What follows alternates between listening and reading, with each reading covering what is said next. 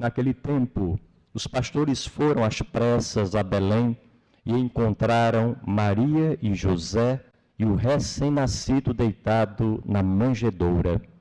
Tendo-o visto, contaram o que lhes fora dito sobre o menino. E todos os que ouviram os pastores ficaram maravilhados com aquilo que contavam. Quanto a Maria, guardava todos esses fatos e meditava sobre eles em seu coração. Os pastores voltaram glorificando e louvando a Deus por tudo que tinham visto e ouvido, conforme lhes tinha sido dito.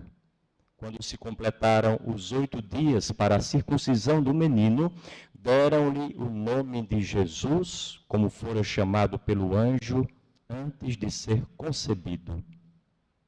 Palavra da salvação. Caríssimos irmãos e irmãs, nesse primeiro dia do ano, o Evangelho para nós é um norte, é uma possibilidade, é uma inspiração.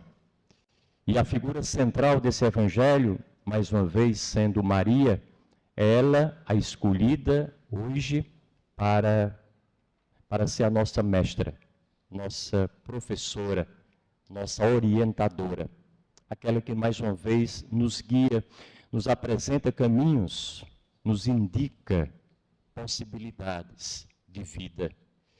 O texto, ele, de forma didática, nos ajuda muito a perspectivar a nossa vida nesse ano que está nascendo hoje. De que maneira? Vejam só, os pastores recebem a notícia do nascimento do Filho de Deus. Eles vão até onde está o menino e o que é que lá encontram? Encontram Maria, José e a criança deitada numa manjedoura. A primeira imagem importante para nós, que nos orienta e nos inspira, é exatamente essa. Primeiro, Maria, José e o menino, uma família, foi encontrada pelos pastores. Portanto, nada melhor do que começar o ano tendo à nossa frente essa meta, esse objetivo de viver não só em família, mas, sobretudo, criar familiaridade entre nós. Familiaridade é mais importante do que família, é a nossa ação em família, é o nosso modus operandi de viver a vida em comunhão uns com os outros. Já não é fácil viver com aqueles que são ligados a nós através de laços de sangue, que dividem conosco os mesmos espaços no cotidiano da vida, que no dia a dia vivem sob o mesmo teto, porque tem o mesmo sangue, porque aí nos criamos juntos. Já não é fácil, mas é um grande desafio. E o desafio da família, de laços de consanguinidade, é o desafio do aprendizado, do exercício, do treinamento.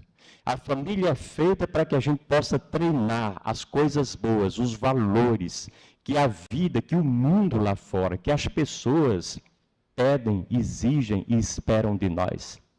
Aproveitar o mais possível esse tempo como uma espécie de laboratório em que nada se perde. Tudo é muito bem aproveitado.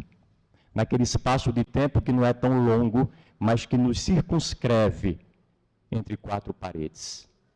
Nós, os nossos pais, alguns irmãos, um parente que muitas vezes se cria e faz a vida conosco.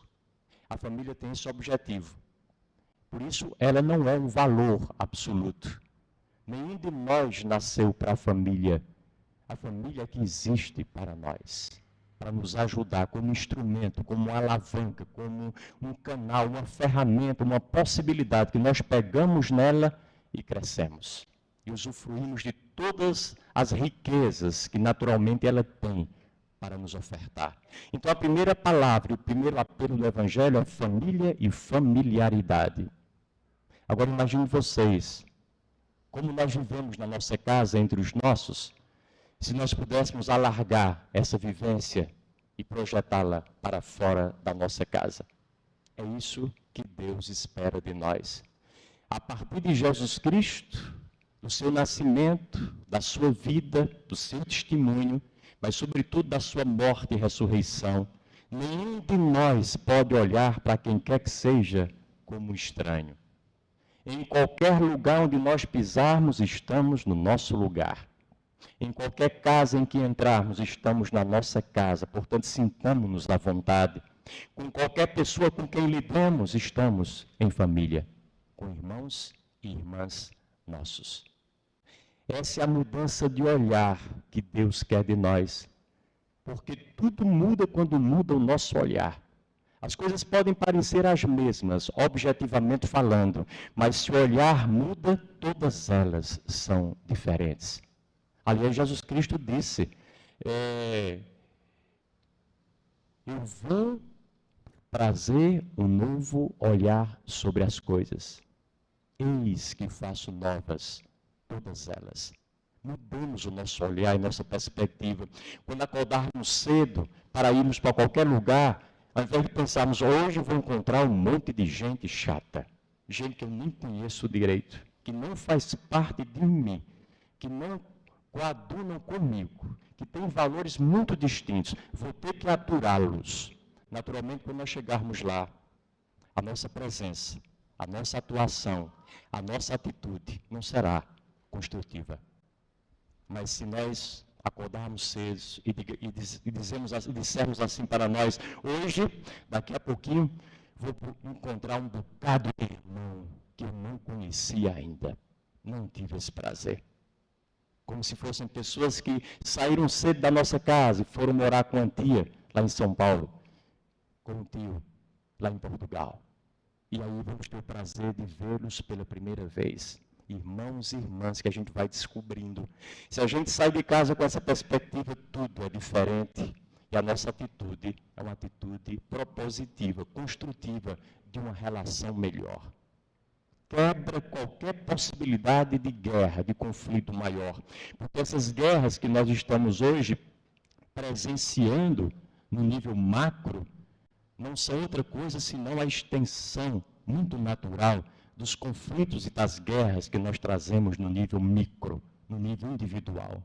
Do que acontece no coração, na cabeça, na consciência, na emoção, nos pensamentos da gente.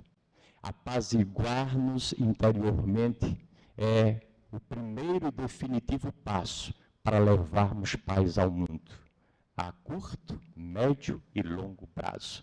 Então, essa palavra família, familiaridade, é o grande desafio que podemos tomar para nós nesse começo de ano.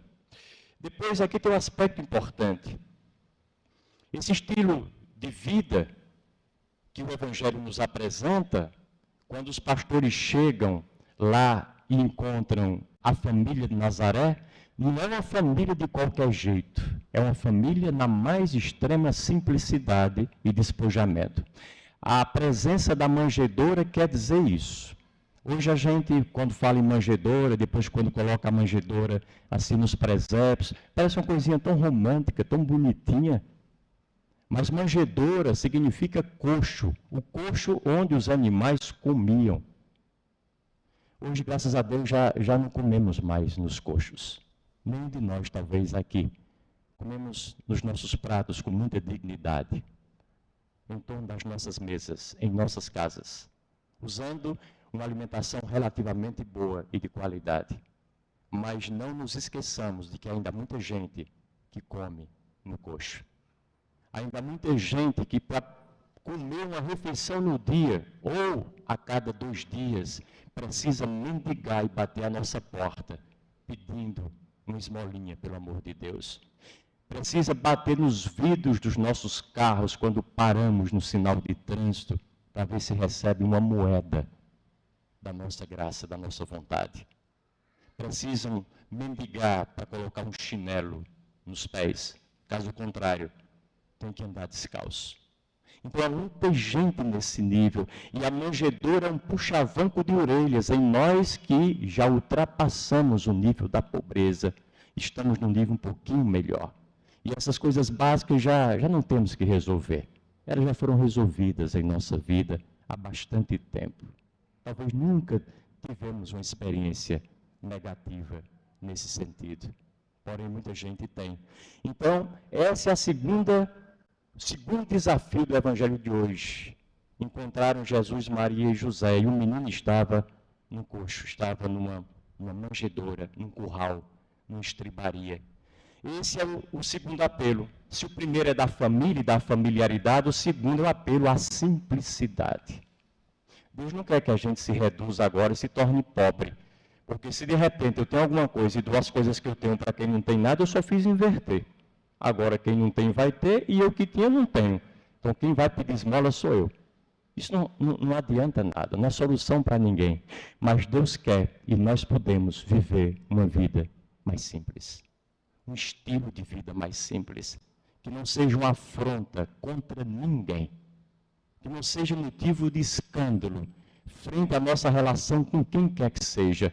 Um estilo de vida simples que nos possibilite olhar dentro dos olhos dos pobres e dizer de coração: eu não afronto você. Eu não sou motivo de vergonha para você. Eu posso olhar para você porque eu não lhe devo absolutamente nada. Tenho procurado viver bem nos meus dias. Esse olhar, ele precisa ser conquistado. E, nesse sentido, esse estilo de vida simples, ele é fruto de uma consciência, naturalmente, mas também é fruto de uma convivência com gente simples, com pessoas simples, que muitas vezes a gente fecha as portas da vida da gente para essas pessoas, que são as melhores pessoas que existem na face da Terra. Às vezes, quando nós imaginamos, pensamos em algumas delas da nossa infância, dá uma vontade tão grande de trazê-las para a realidade de hoje. Algumas já se foram, mas outras ainda estão por aí nesses pés de serra, onde muitos de nós nascemos, nessas cidades pequenas do interior. Agora eu estive em Jardim esses dias e eu olhava para algumas dessas pessoas numa missa que celebrei, lá reservadazinhas, pessoas idôneas, pessoas justas, pessoas boas, pessoas íntegras, porém extremamente simples, como sempre foram. Pobres, por assim dizer. Mas os valores estão lá, totalmente presentes. Então, para a gente viver uma vida simples, precisa resgatar a convivência com essas pessoas simples que ficaram para trás em algum momento da nossa caminhada pela existência. Aliás, dizem as pesquisas que são feitas e refeitas constantemente que nós nos tornamos semelhantes às 5 pessoas com quem mais nós convivemos no dia a dia. Com quem é que nós estamos convivendo mais e com quem nós estamos nos parecendo, pelo amor de Deus?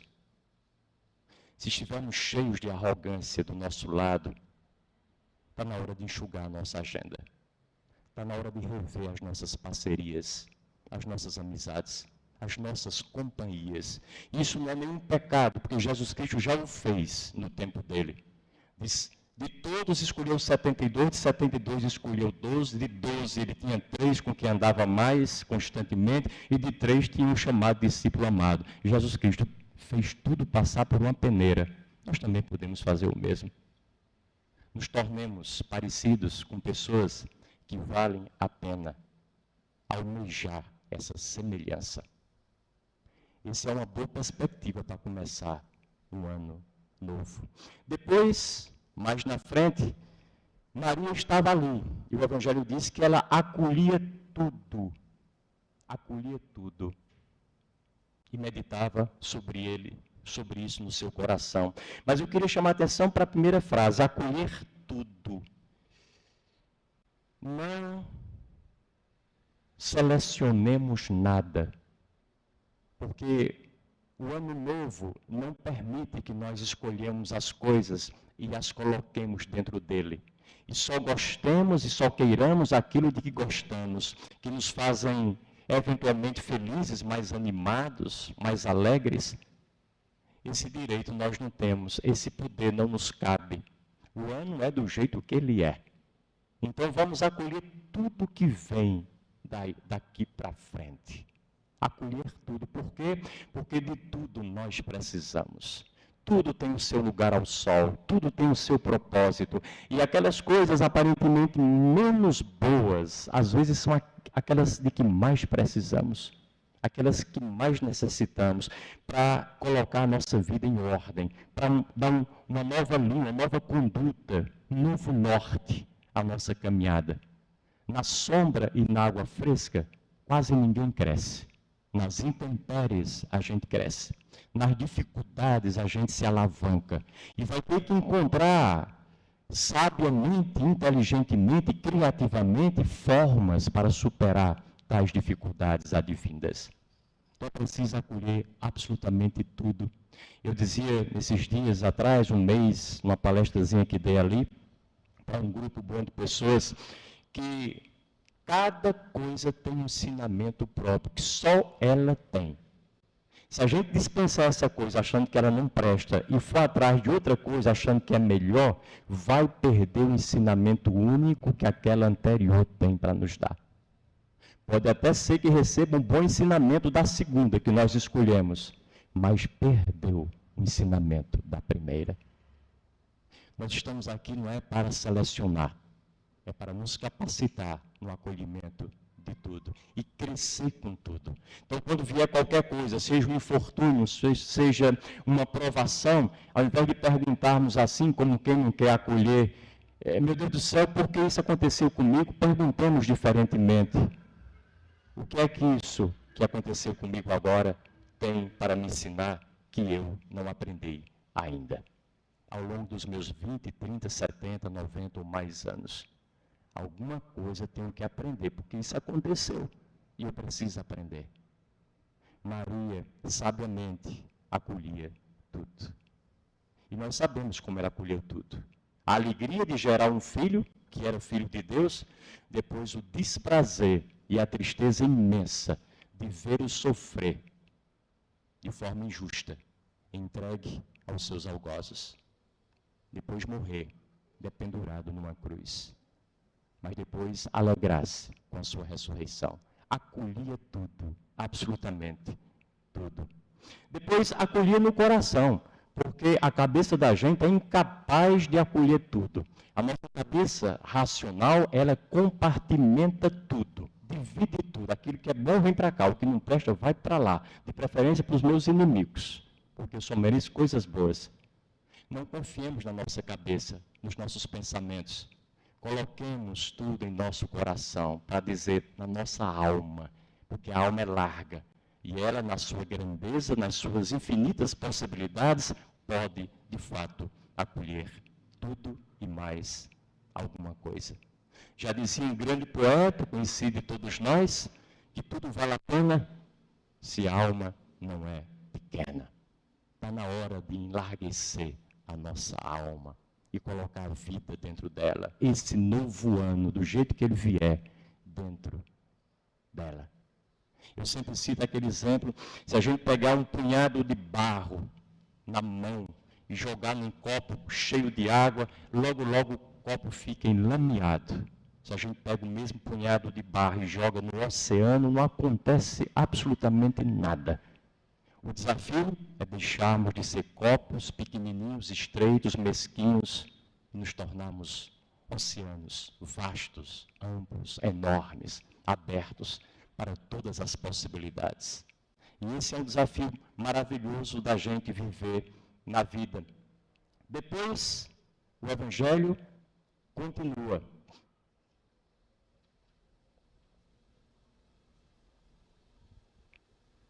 Dizendo uma coisa que eu acho maravilhosa. Maria meditava sobre eles, acolhia todos esses fatos e meditava sobre eles. Ela não acolhia de qualquer jeito, ela pensava, ela os amadurecia, ela refletia, ela raciocinava, ela iluminava tudo com a luz da razão, trazia tudo para a sua consciência. O que significa isso? Saía do automatismo, desligava o chamado piloto automático, que infelizmente comanda a nossa vida, as nossas atitudes e os nossos dias. Sair do automatismo. Aliás, os médicos hoje recomendam isso como um grande remédio contra o Alzheimer, para evitar o Alzheimer, que a gente começar a ter consciência de tudo, não fazer nada só no automático. Porque quando a gente faz no automático, deixou de pensar. Aposentou o pensamento, a mente. A coitada da mente diz, o patrão não precisa mais de mim, não. E vai atrofiando, naturalmente. Nós a dispensamos na nossa vida. Tudo é repetido, a gente já sabe como fazer e vai fazendo. Então, quem quiser colocar a mente de novo em funcionamento, saia do automatismo. E uma das coisas boas é fazer as coisas, por exemplo, se eu como pegando no garfo com a mão direita, eu passo para a esquerda, porque eu vou ter que pensar, senão eu vou ferir a minha boca. Eu não estou com esse treinamento, não é natural em mim. Se eu escovo os dentes com a mão, eu escovo com a outra, senão eu melo a minha cara toda e não resolvo nada. Imprimir consciência ao que eu faço.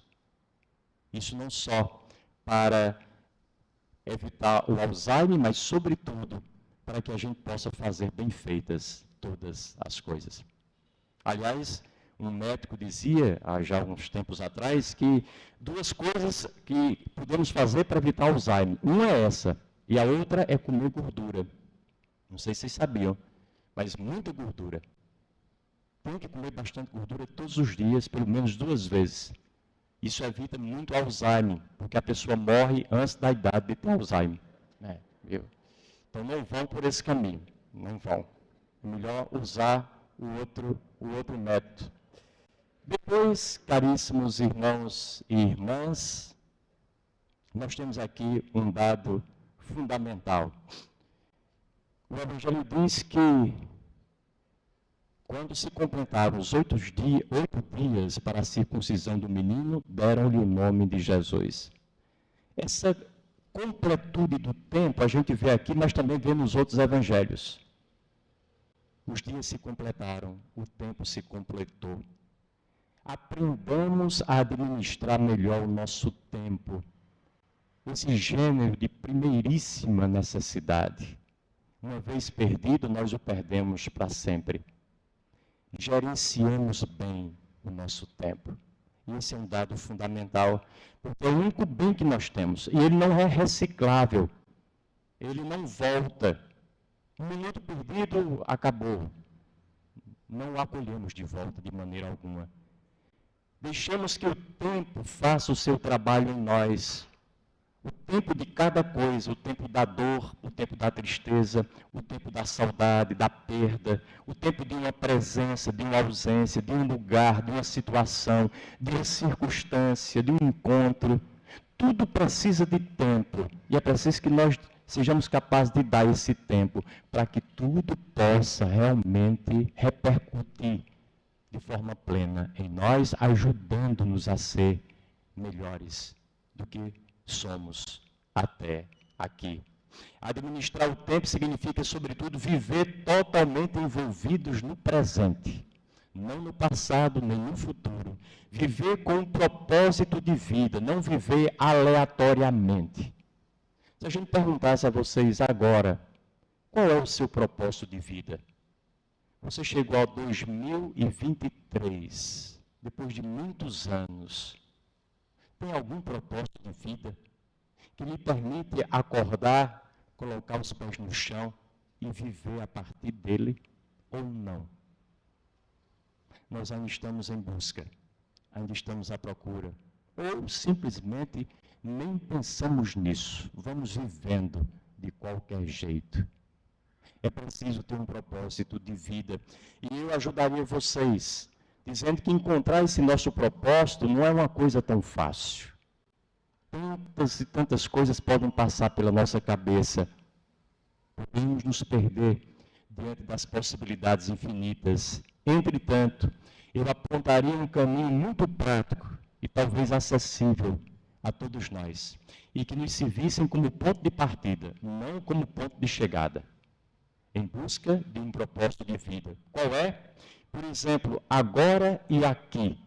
O propósito de vida de cada um de nós pode ser estar nessa igreja atento ao que está acontecendo nela. Só. Meu propósito de vida, nesse exato momento, é estar aqui, celebrando, rezando, ouvindo, cantando, louvando, agradecendo, participando. acolhendo tudo aquilo que esse momento traz de grandioso para mim. Até que eu termine essa missa, até que ela se acabe e você saia para fazer outra coisa, então quando estiver fazendo essa outra coisa, ela se tornará o seu propósito de vida. Entenderam como é uma coisa fácil e difícil? Eu estou aqui agora, esse é meu propósito. Quando eu sair lá fora, encontrar outra coisa para fazer, essa outra coisa é o meu propósito. E se eu chegar em casa, como todos nós queremos, e aí tenho outra perspectiva, esse é o meu propósito. E aí eu não perco de vista nunca nada do que me acontece de maneira alguma. Ou seja, o meu propósito de vida é simplesmente estar aonde a vida me colocou agora e desfrutar dessa realidade. Está à altura da vida, venha ela como vier, traga ela o que quiser trazer, mas eu estou à altura, ela me encontra aberto para acolhê-la. Isso significa dizer que o meu propósito de vida não é o que eu vou fazer amanhã na minha casa ou no meu trabalho. Isso por uma razão muito simples. Eu não estou agora na minha casa. Eu não estou agora no meu trabalho. Eu estou agora nessa igreja. Quando eu estiver nesses lugares, desempenhando as minhas funções neles, esse será o meu propósito. Não para a vida toda, mas pelo menos para agora. Até porque a vida toda não existe. A vida acontece em cada momento, nos seus detalhes, com as suas possibilidades e os seus pormenores. Eu sempre lembro quando eu vou celebrar casamento, para os noivos que têm 20 e poucos anos, dizendo, olha, vocês hoje são chamados a fazer um voto de fidelidade por toda a vida. Por toda a vida é muita coisa, pelo amor de Deus. Exigir de um jovem de 24 anos, 22 anos, que seja fiel a outra jovem que tem a mesma idade, se ele não tem bola de cristal nenhuma, se está começando a viver agora e aprender da vida, que seja fiel àquele matrimônio por uma vida toda, diante do altar, é muita coisa. Parece até ser desumano.